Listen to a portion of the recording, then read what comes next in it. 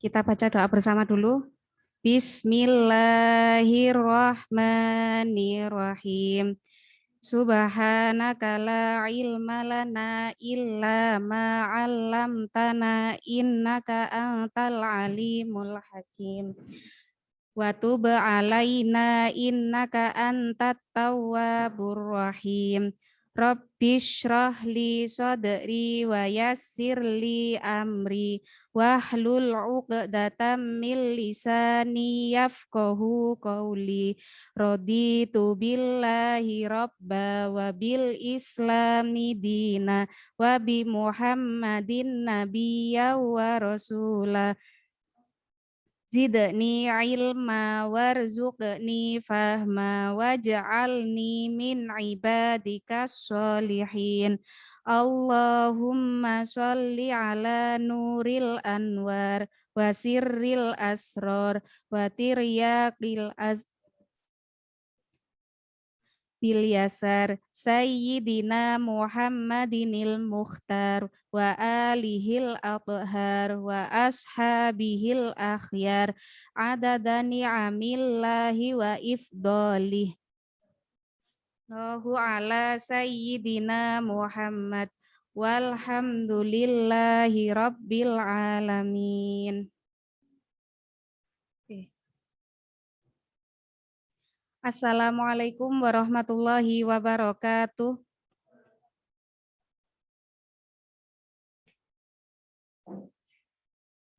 Yang di rumah, Amelia, Nazwa, silakan dinyalakan videonya.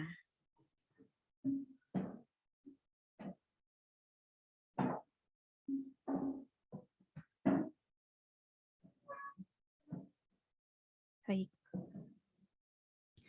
Baik anak-anak, hari ini kita pelajarannya apa? Akidah akhlak. Akidah akhlak ya. Ini pertemuan yang kedua ya kalau nggak salah ya. Oke, kemarin sudah ada satu pertemuan yang gabung sama kelas 10 IPS. Oke. Gimana kemarin tugasnya? Nggak ada? Oh, nggak ada HP. Ya, Kak apa wes. Kemarin itu, oh ya ini saya share link dulu ya, biar bisa dibaca. Nah, ini. Yang di rumah kelihatan materinya? Anggukkan kaki, anggukkan kepala. Bisa lihat ya ini. Akidah akhlak kelas 10. Rizky, bisa lihat materinya? Bisa. Yang lain bisa ya? Oke, sudah ini kayaknya mas. Ini ya di Zoom.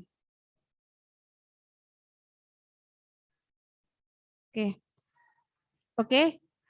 Ini yang bab 1 ya. Nah, bab 1, prinsip-prinsip dan metode peningkatan kualitas akidah. Mana ya, Rek? Rek ya.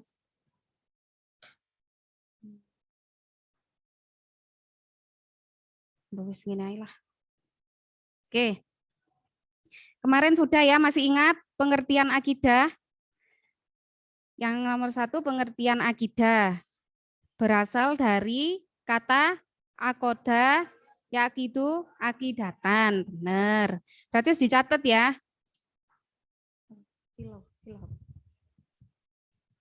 Nah, itu pengertian akidah secara akidah berasal dari kata akdu yang artinya ikatan atau siku yang berarti kepercayaan atau keyakinan yang kuat. Nah, ini kemarin sudah saya jelaskan bahwa akidah itu keyakinan yang kuat yang ditanamkan di dalam hati yang tanpa keraguan sedikit pun. Itu ya. Kemudian prinsip akidah.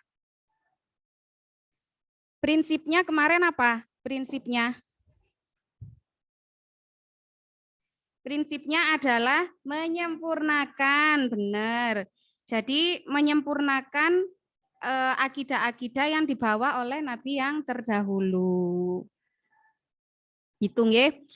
Jadi di sini ada dalil akli yang didasarkan pada akal. Ya.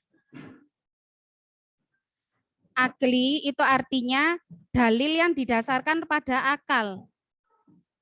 Yang pastinya yang digunakan adalah akalnya orang yang sehat. Itu nggih. Nah, itu bisa dibaca. Segala yang menyangkut dengan akidah, kita tidak boleh meyakini secara ikut-ikutan, melainkan berdasarkan keyakinan yang dapat dipelajari sesuai dengan akal sehat. Bisa dibaca ya, Rek? Nggih. Yang kedua, dalil nakli. Apa itu dalil nakli?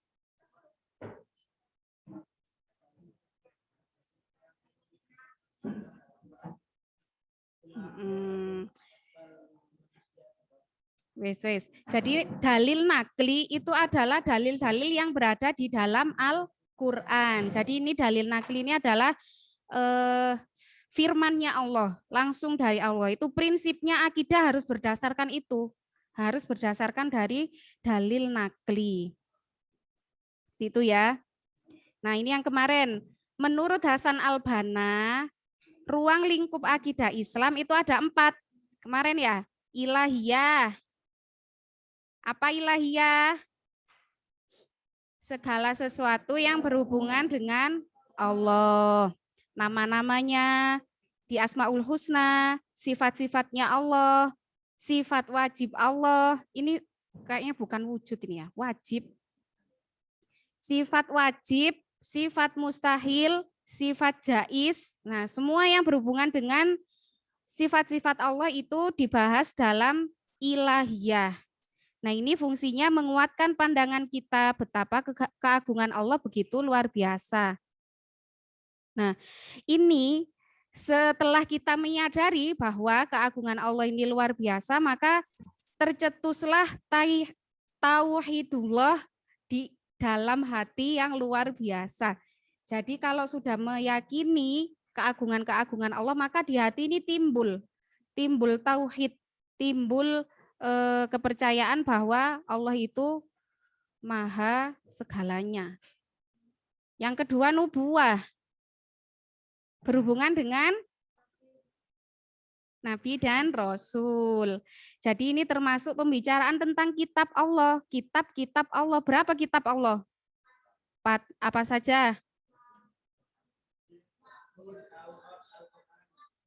Oke, benar. Jadi kitab Allah itu yang pernah diturunkan itu tidak hanya 1. Tidak hanya kepada Nabi Muhammad saja, melainkan ada 4. Kemudian tentang mukjizat, tentang keramat. Jadi mukjizat itu apa sih, Rek?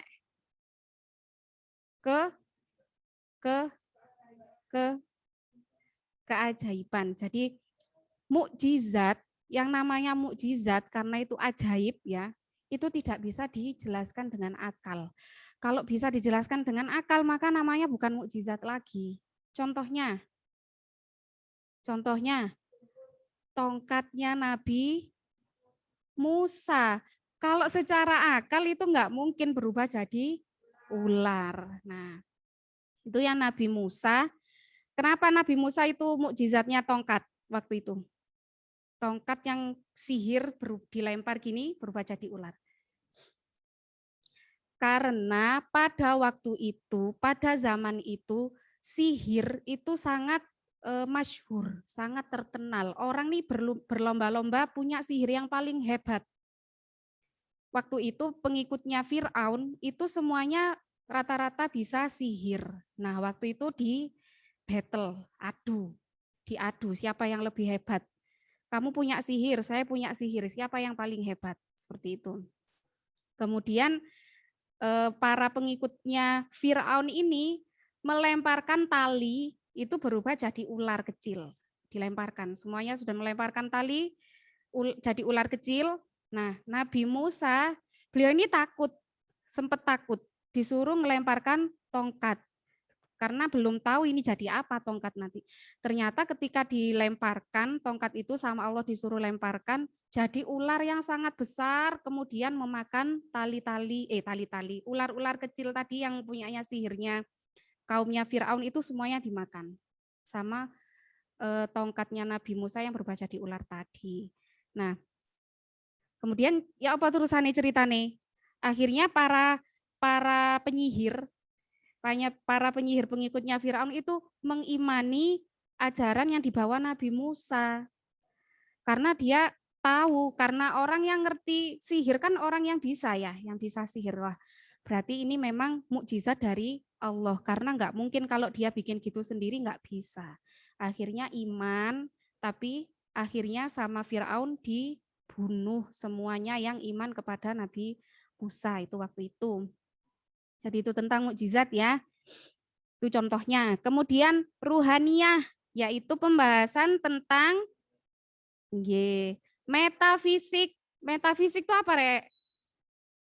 Ya alam, matahari, planet, bintang, semuanya itu dalam berjalan karena Allah yang mengatur. Kalau enggak ya gimana, Rek? Enggak bisa. Kemudian tentang malaikat, berapa malaikat yang wajib diimani? 10. Jadi malaikat yang wajib kita imani itu ada 10. Berikut dengan tugas-tugasnya. Kalau malaikat yang sebenarnya berapa, Rek? Nggak ada jumlahnya. Kita nggak akan pernah tahu. Karena malaikat itu ada yang sama Allah diutus cuma sujud saja sampai hari akhir. Ada yang diutus berzikir saja sampai hari akhir. Situ ada malaikat. Jadi malaikat ini lurus hidupnya, nggak pernah berbuat dosa. Nah ini ada cerita malaikat dulu. Ada 2 malaikat. Ketika Allah menciptakan manusia, kan di dalam Al-Quran itu dinyatakan manusia ini adalah sumber kerusakan. Yang sumber kerusakan kenapa malah diciptakan kayak gitu. Sama malaikat itu dipertanyakan kenapa Allah menciptakan manusia ini sebagai khalifah di bumi, sebagai pemimpin di bumi, padahal manusia ini adalah sumber kerusakan. Waktu itu dipertanyakan kenapa Allah menciptakan manusia. Kemudian Allah menjawab, kamu tidak tahu dan aku yang maha mengetahui gitu. Jadi ya Allah yang menciptakan, ya Allah yang tahu kayak gitu. Akhirnya ada 2 malaikat ini yang meminta kepada Allah untuk diberikan nafsu seperti manusia. Nafsu pingin makan, pingin minum, tidur, itu malaikat nggak punya nafsu. Karena hidupnya lurus saja, disuruh zikir ya zikir saja, sujud ya sujud saja. Ada 2 malaikat yang meminta diberikan nafsu. Pasti aku bisa jadi orang soleh kayak gitu, karena aku ini sebelumnya malaikat itu. Akhirnya sama Allah dikasih nafsu, diturunkan ke bumi. Setelah diturunkan ke bumi, singkat cerita, itu dijebak sama seseorang, dikasih minuman, ternyata minumnya itu khamr, alkohol. Akhirnya mabuk. Setelah mabuk dia berzina. Setelah berzina membunuh orang. Nah, padahal itu sebelumnya malaikat. Tapi ketika diberi nafsu, begitu diberi nafsu, maka dia memang jadi manusia itu berat. Ya, jadi manusia itu berat. Harus bisa mengendalikan nafsu. Gimana kata Nabi?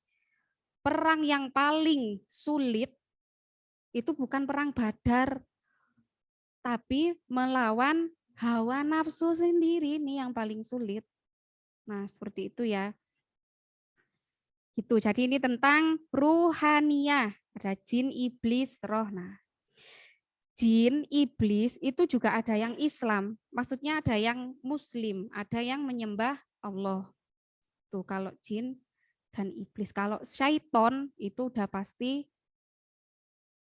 ya setan. Ya setan ya berarti menyesatkan. Jadi tugasnya setan ini menyesatkan manusia. apa sifatnya setan yang paling membuat dulu itu diturunkan. Jadi dulu ya jin sama iblis ini diciptakan itu ya berbarengan dengan malaikat sebelum manusia, sebelum Nabi Adam diciptakan. Soleh semuanya, semuanya soleh, beriman kepada Allah.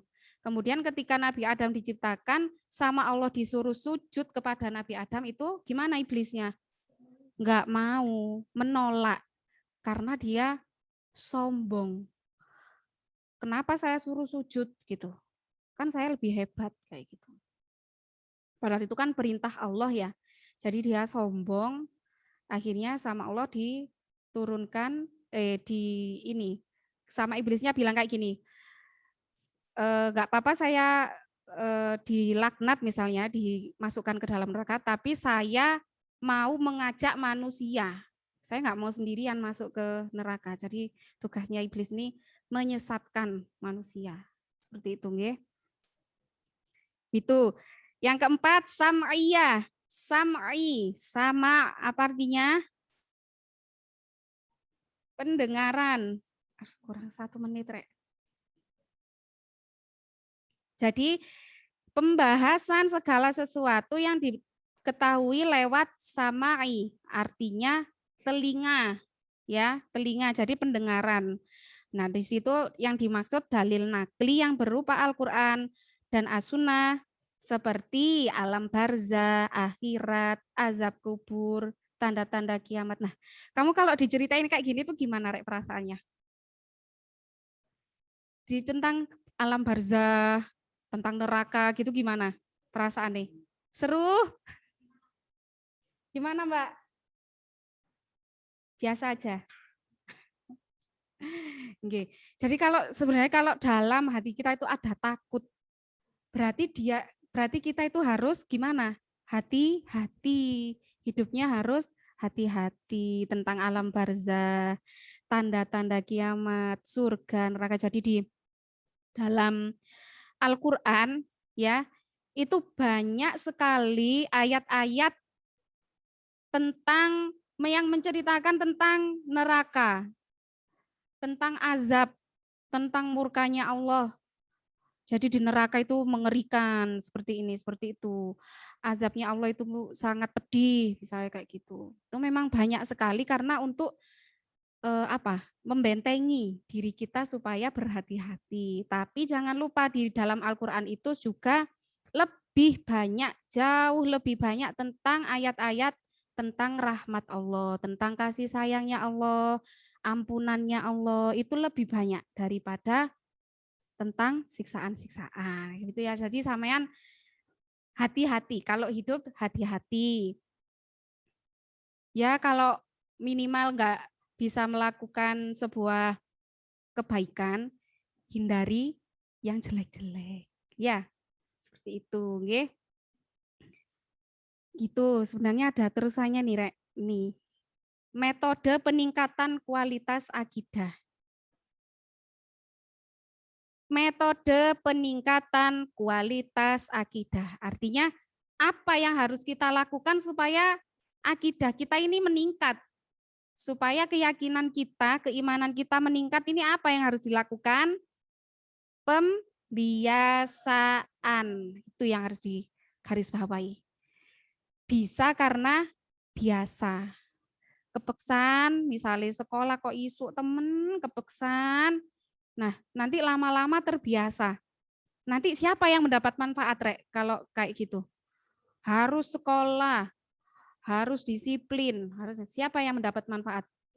Diri sendiri. Ya, itu untuk semuanya kembali untuk kebaikan kalian sendiri. Nah, ini keteladanan ini bisa dimulai dari keluarga. Jadi keluarga itu adalah tempat nomor 1 kita belajar tentang kehidupan. Jadi pondasinya itu ada di keluarga. Insya Allah kita sudah punya orang tua yang solih-solihah, nggih. Amin. Nggih. Jadi kalau dari pondasinya saja kuat, itu pasti yang lain mengikuti kuat ya. Kurang 1 lagi, udah terakhir. Nah, ini melalui yang kedua melalui pendidikan dan pengajaran. Jadi kalau sudah dibiasakan, terus dididik diajarin gimana melaksanakan akidah yang baik. Seperti itu. Sholat 5 waktu, dipeksa, ayo jamaah misalnya kayak gitu. Nah itu melalui pendidikan dan pengajaran. Jadi metode untuk meningkatkan itu yang pertama dari pembiasaan. Setelah terbiasa baru dididik dan diajari gimana akidah yang baik. Seperti itu ya, Rek. Udah ada yang ditanyakan? Kenapa tadi terlambat? Sibuk apa? Bangun tidurku terus berangkat. Yang di rumah bangun tidur langsung seragaman. Enggak. Udah ya? Enggak ada yang ditanyakan ya. Besok jangan terlambat ya. Jam 7. Nggih. Jam 7 tet masuk di kelas. Ya. Wong kari mlaku lerenya abrang nandi, muter nandi. Oh, dek gini, muter liwat batu. Ini. Oh. Enggak, wis ya. Sudah ya? Saya akhiri dulu. Sebelum kita akhiri, kita baca doa bersama-sama. Bismillahirrahmanirrahim. Humma wa bihamdika asyhadu alla ilaha illa anta astaghfiruka wa atubu ilaik. Rabbana taqabbal minna wa qabalna bisirril. Saya akhiri. Wassalamualaikum warahmatullahi wabarakatuh. Mungkin yang di sini bisa say hello ke teman-temannya yang di rumah. Lah, kelihatan ya? Nah, tunggu, sudah.